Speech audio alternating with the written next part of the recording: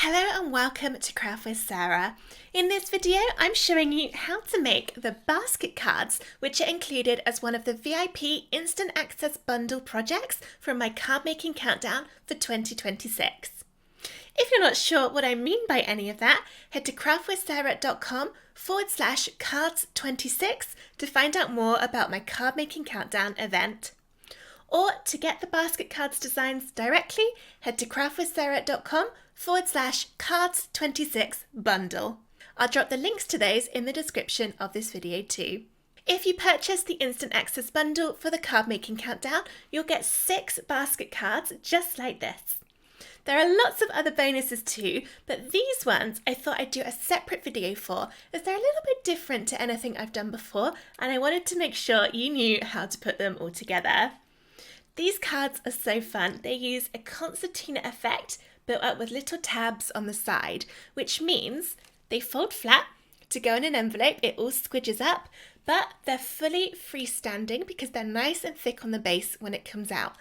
And it means you don't need foam squares to add the dimension between all of the bits of the basket because it's all happening with those concertina tabs.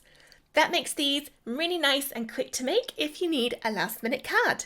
Some of the other designs that are included are these lilies, poinsettia flowers for Christmas, a fruit basket that's great for get well soon cards, a cupcake design great for birthdays, and the one I'll show how to make in this video, which is the Easter eggs design. All of those basket cards go together in the same way, so you can use the steps in this video to make any of them. Let's get started. This is an example of what the basket cards look like when the SVG is loaded into Cricut Design Space. The cards will fit in a 5x7 inch envelope. The card designs are a little bit smaller than that, but they will fit in that envelope size nicely. First up, you want to check the SVGs loaded in at the correct size. Click on the design and then look at the size box on the top left. You may need to zoom in a bit to make it easier to read. Each of the basket cards is a slightly different size that it needs here, so be sure to check for each one. This one is 14.5 inches wide and 11 inches tall. That's the size of the whole thing with all of the layers together. Click into size and check that it's the same as those numbers. Mine is, but if yours was different, change it to match. Then press the Ungroup button at the top of the Layers panel. Click to select the first layer, which is that green rectangle, and delete it, either by pressing the Delete key on your keyboard or clicking the trash can icon. There are some lines on these designs that need to be done with a scoring tool. We need to tell Design Space that we want these lines to be scored, otherwise it will try and cut them. Click onto one of the basket shapes. That will highlight a group in the Layers panel. You know it's a group because there's a chevron arrow on the left-hand side. Click that to open it up, and then click to select just the top layer within that group. That is the one we want to change. It looks like lots of vertical lines. Change it to Score in the Operations drop-down on the top left of the screen. Then click to select the whole group, so you see now I've got the brown layer and that score line selected, and press Attach at the bottom of the Layers panel. Attach is what tells the Cricut we want it to score in that exact place. Then click to the next basket shape, open that group, click the top layer, change it to Score, click to select the group, and Attach. Then there's one more to do. Exactly the same thing. And that's it. The very back layer of the card doesn't have the tabs on because this is the one at the back that everything else connects to. This piece here will go on the very back of the card to write your message on. And that's it, there's nothing else to change. Connect to your machine up here and then press Make to separate out all of the colours. You can change the paper size in the drop down on the left. And then if you want to, you can click and drag to move things about to take up less space on your cardstock. Just make sure that nothing overlaps, otherwise it won't cut out properly. When you're happy with how everything's looking, press Continue and follow the on-screen instructions to get everything cut from your cardstock. Here are all my pieces cut out. I've started some of the gluing on some of the pieces, but there's still plenty here to show you how to put together the card. Each individual download for these basket cards comes with an assembly guide in the download folder that shows the order to stick all the pieces together in. So it doesn't matter which card you're making, you'll have a custom assembly guide for that particular card. The pieces on the 3 back layers are all glued. There's no foam squares used on any of these, they are just glued together. However, we'll be using some foam squares on the fronts of the basket to bring out the rim.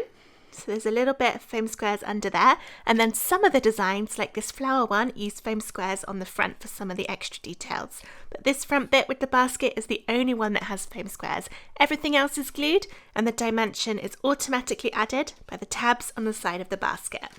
The glue I'm using is Barely Art glue, but I also like Kalal. The reason I like these 2 glues is because they don't bend or wrinkle the card like some glues can do. The foam squares will look something like this, but there are lots of different brands and types available. These ones are 5 by 5mm in size and 2mm thick. I find it's easiest to lay all of the pieces on the basket shapes before you start gluing anything.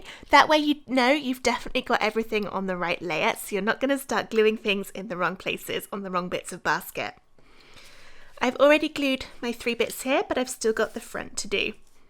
So here's the front of my basket. I've got my score lines down on here, and then according to the assembly guide, the next piece to go on is this one for the detail, which is glued on. It's easiest to do all of the gluing before you fold the tabs on the side of the basket pieces, because that way, as you're gluing, the bits you've already done and the main structure piece here are flat against your work surface. If you fold the tabs first, then it won't be flat anymore, and it's a little bit harder to stick things on accurately. Line that up and then gently push down, because I don't want any of that glue to smush out of the thin lines. This particular design doesn't have anything else that goes on the basket, but again, check your assembly guide to see if yours does. Then I've got the rim to put on with foam squares. Place a few along the length, evenly spaced out, to make it nice and stable all the way across. Peel the tops off to reveal the stickiness underneath. And we can line that up and put it in place. Now we can fold the tabs in. There's one score line directly against the basket, then 2 other ones getting closer to the edge. The ones that go right up against the side, you want to fold away from you, so we're making a mountain fold. So called because it comes up with the point at the top like a mountain. And the same on the other side. So you've ended up with the tabs folding backwards behind your main shape. The next score line closest to the one you've just done, you'll fold the opposite way round to make a valley fold. So this time the point goes towards the bottom. Fold that in like that. And then finally, the last score line is mountain folded again. So we're folding that one with the point at the top. You then end up with this tabbed concertina effect on the side. I'll do the same this one. So I've already done the mountain fold for the one touching the basket. Then we'll valley fold the next one, so the point's at the bottom. Then mountain fold the final one, so that the point is at the top. Squeeze it to get all those folds nice and crisp. Now we can start putting this together. It doesn't really matter if you start with the front of the basket and do it this way, or if you start from the back and put them all on top. It's up to you. I'll go from the front, so let's turn this over and add some glue down the tab on each side that we've got facing us.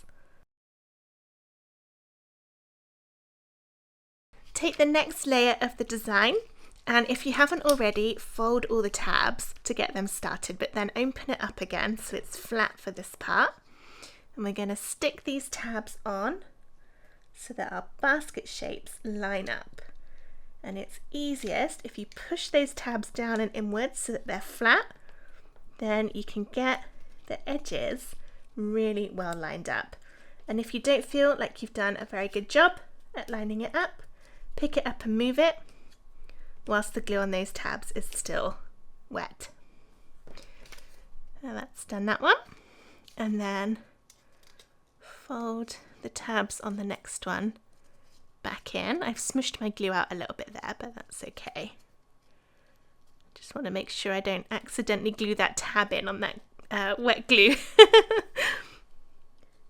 Add the next glue to the next tabs.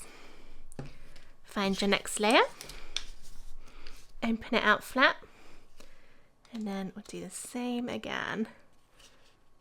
So fold them in and line up the basket. Push down to have that glue. Seal that one in. Then the same on the next one. Then this will go onto the back part of the basket.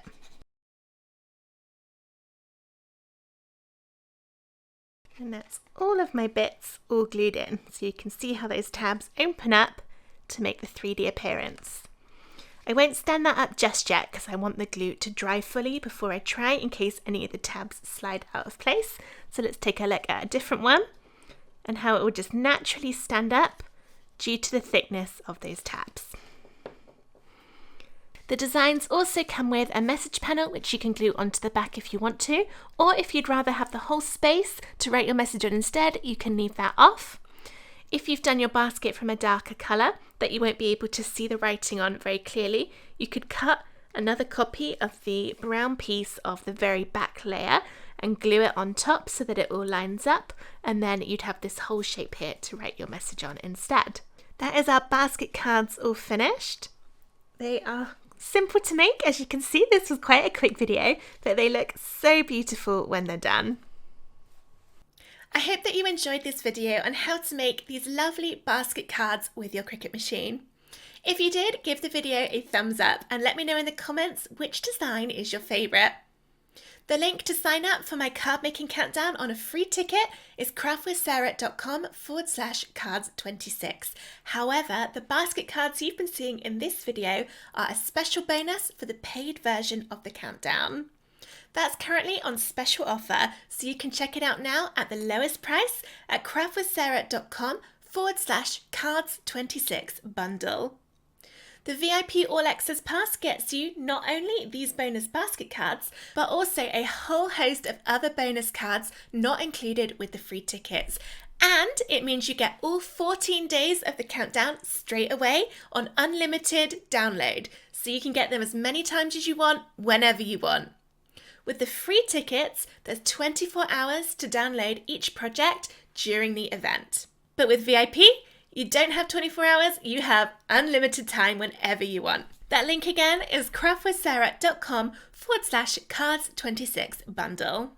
If you have any questions about the card making countdown, email hello@craftwithsarah.com and I'll get back to you as soon as I can. Thank you so much for watching. Bye!